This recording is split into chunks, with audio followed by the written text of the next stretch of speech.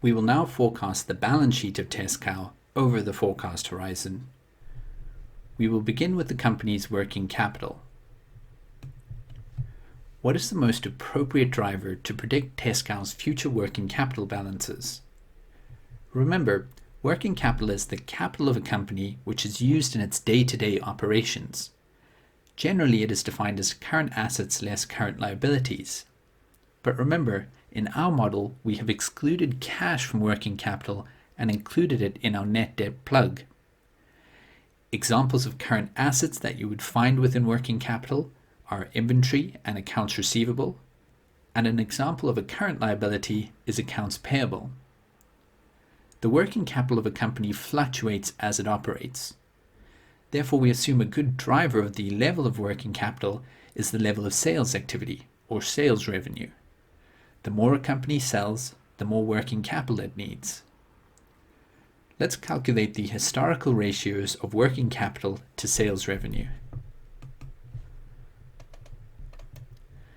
To do this, we divide the working capital balance in a particular year by the sales revenue figure for that year. Again, we use the historical ratios as a consideration to estimate the forecast ratios. I will assume that the ratio of working capital to sales revenue will be approximately 12% over the forecast period.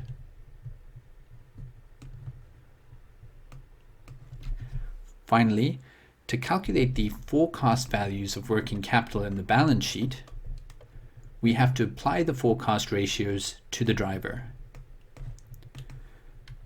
So we multiply the forecast ratio by the driver, which in this case is the sales revenue figure for that year.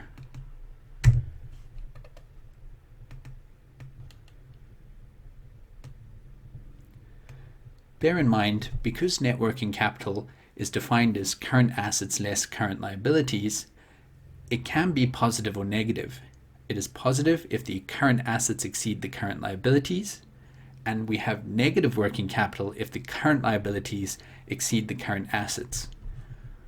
We can see for Tesscow, over the historical period and over the forecast period, current liabilities exceed current assets, giving us negative working capital. I will also use sales revenue as the driver for the company's net long-term assets. Net long-term assets represent the productive capacity of the company and includes the company's property, plant, and equipment. The more a company sells, the more capacity it needs to produce, and therefore the higher the level of its net long-term assets. Let's begin by calculating the historical ratios of net long-term assets to sales revenue. To do this, I divide the net long-term asset balance for a particular year by the sales revenue figure for that year. I will now estimate the forecast ratios for net long-term assets. I will assume that the ratio of long-term assets to sales revenue will remain at 40% over the forecast period.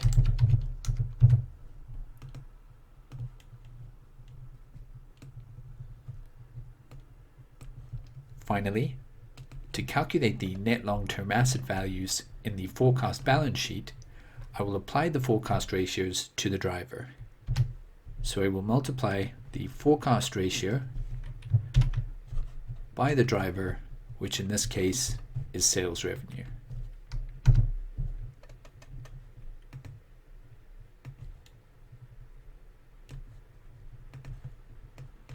For goodwill and intangible assets, we should typically have separate lines for goodwill and intangibles. As an analyst, you should have a healthy dose of professional skepticism when it comes to interpreting the goodwill figure. Goodwill arises when a company pays more to acquire another entity than the value of that entity's net assets on its balance sheet. There are numerous reasons why a company would do this, such as restrictive accounting rules or potential synergies that may arise after the acquisition. If you've taken our international financial reporting classes, You will know accounting standard setters have historically found goodwill to be a problematic area. It is impossible to determine the useful life of goodwill, and therefore an appropriate amortization period for the asset. As a result, goodwill may not be amortized under certain accounting rules. This creates a risk that the goodwill balances for some companies will continue to accumulate on the balance sheet over time, although this is perhaps not reflective of the economic realities of that asset. So be wary when forecasting or dealing with any goodwill balances. With intangible assets, you have to select an appropriate driver that accurately predicts future intangible asset balances. Intangible assets are assets without physical substance. They include intellectual property, such as patents. Typically, changes in the balance of the intellectual property belonging to a company do not bear a direct relationship with sales. So sales revenue, which we've used as a driver to forecast most line items in our model, is not an appropriate driver for intangible assets. You have to give careful thought and consideration to the selection of an appropriate driver to forecast intangible assets for the particular company that you are valuing. I am not going to bother forecasting the intangible assets line for Tesscow, because this is a simple overview of the free cash flow valuation process, and also Tesscow operates in the grocery retail sector, so I think it's reasonable to assume intangible assets are not going to be significant to its value. It's important to mention at this stage that if we don't forecast a particular line in the balance sheet, then the balance for this item effectively drops into the net debt plug in the first year of the forecast period. With assets, this has the effect of assuming we immediately liquidate the item and convert it into cash in the first year of the forecast. With liabilities and equity, we are effectively assuming that we convert the item into debt. This means that if you don't bother to forecast any significant balances in the balance sheet, it can have a bizarre effect on the plug, particularly in the first forecast year. And this can have a knock-on effect on net interest in the income statement and various other areas of the forecast financial statements. I'm also not going to bother to forecast the non-operating assets line. So we've now finished with the asset side of the balance sheet. We will now turn to forecasting the financing side of the balance sheet. Net debt is our plug. We will use net debt to get the forecast balance sheet to balance. Therefore, we address this line last when forecasting the balance sheet. The value for the plug is the balancing figure. It will be the balance or the difference between total forecast assets and total forecast liabilities and equity for each year. We will arrive at its value using an Excel formula to calculate this difference. Remember, net debt is defined as cash less debt. Therefore, it can be either positive or negative. It's positive if cash exceeds debt, and it's negative if debt exceeds cash. We'll get back to the plug in a moment. I'm not going to bother forecasting the non-operating liabilities line. So let's move on to forecasting the equity section of the balance sheet.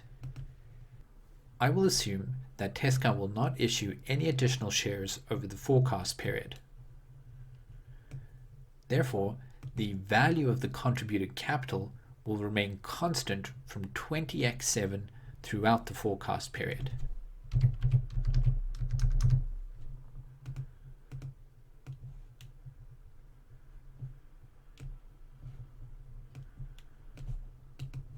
For retained earnings, we don't forecast the values directly.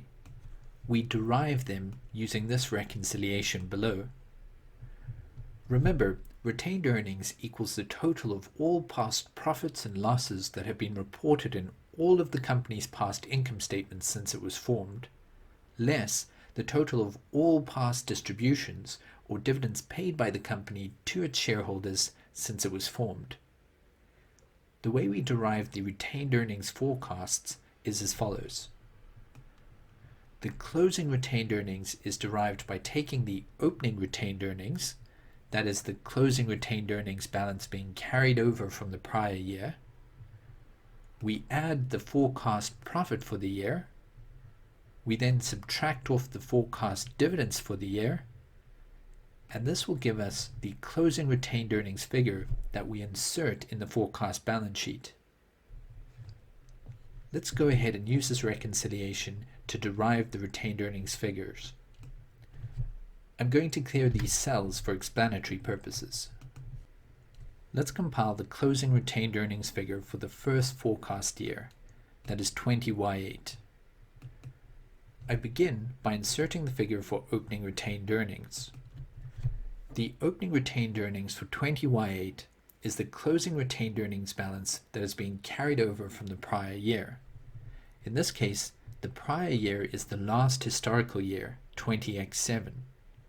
And so to insert the opening retained earnings balance, I reference the raw historical data tab, and I find the retained earnings or profit and loss account figure for 20X7. The closing retained earnings for 20X7 becomes the opening retained earnings for 20Y8. To this figure, I add the forecast profit for 20Y8. To do this, I reference the forecast income statement, more specifically, the net income line in the forecast income statement. At the moment, there is no value in this cell because we haven't completed the forecast of the income statement. But after we've done this, this cell will automatically populate with the forecast net income figure for 20Y8. Next, we have to subtract off the forecast dividends for 20Y8. We need to estimate the level of dividends over the forecast period. How do we go about forecasting dividends? What driver or factor can we use to predict the future levels of dividends for Tesscow? I'm going to use net income as the driver. In general, directors have two options when it comes to deciding what to do with the net income that has been earned by a company for a particular period. They can retain all or a part of it within the business as a cheap source of internal finance, or they can return all or a part of it to shareholders by declaring a dividend. Without getting into detail on dividend policy theories, I'm going to assume firstly that as a mature company in the grocery retail sector, the more net income that Tesscow earns in a year, the higher the dividend declared for that year. And secondly, the historical ratios of dividends to net income, in other words, the historical payout ratios, are a good indicator of future payout ratios. Let's begin by calculating the historical payout ratios. To calculate the historical ratios of dividends paid to net income, we divide the dividends paid in a particular year by the net income figure for that year.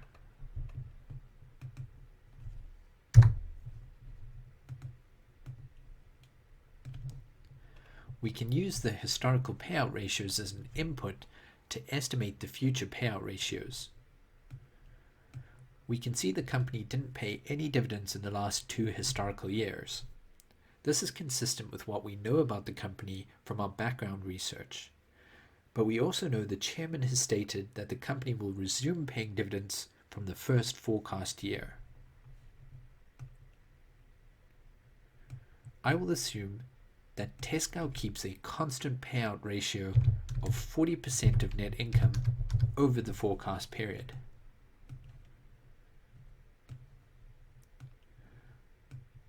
We can now use these forecast ratios to estimate the values of dividends paid in each year over the forecast period. So to estimate the figures for dividends paid over the forecast period, we multiply the forecast ratio by the driver, which in this case is net income.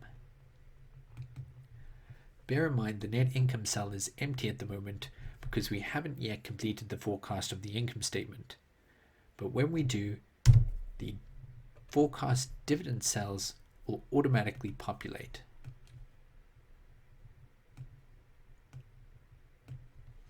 To complete the retained earnings reconciliation, I will drag the formula for forecast profit across the forecast period. And to populate the cells for opening retained earnings, I will reference the closing retained earnings figures for the prior years. For example, the opening retained earnings figure for the 20Y9 year is the closing retained earnings figure from the prior 20Y8 year that is being carried over. So to insert opening retained earnings for 20Y9, I reference closing retained earnings for 20Y8.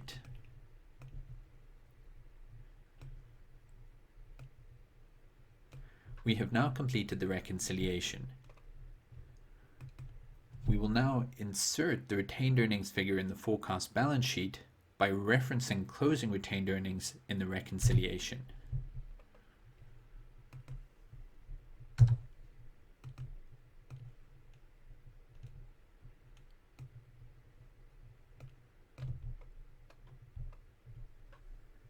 We've almost finished forecasting the balance sheet. The only thing left to fix is the net debt plug. Remember, the net debt plug is the mechanism that we will use to force the forecast balance sheets to balance. For the balance sheets to balance, the balance sheet equation must hold. Assets must equal equity plus liabilities. At the moment, our forecast balance sheets don't balance. Total forecast assets do not equal total forecast equity plus liabilities. The difference between these totals will be the value for the plug. It will make the balance sheets balance. We have to be careful with the signs here. Remember, the FAME database stores liability balances as negative figures and equity balances as positive figures, despite the fact that they're both sources of finance and they're both from the same side of the balance sheet. So I have to be careful that the Excel formula that I use for the plug produces a negative figure if total assets exceed total equity plus liabilities, and a positive figure if total equity and liabilities exceeds total assets.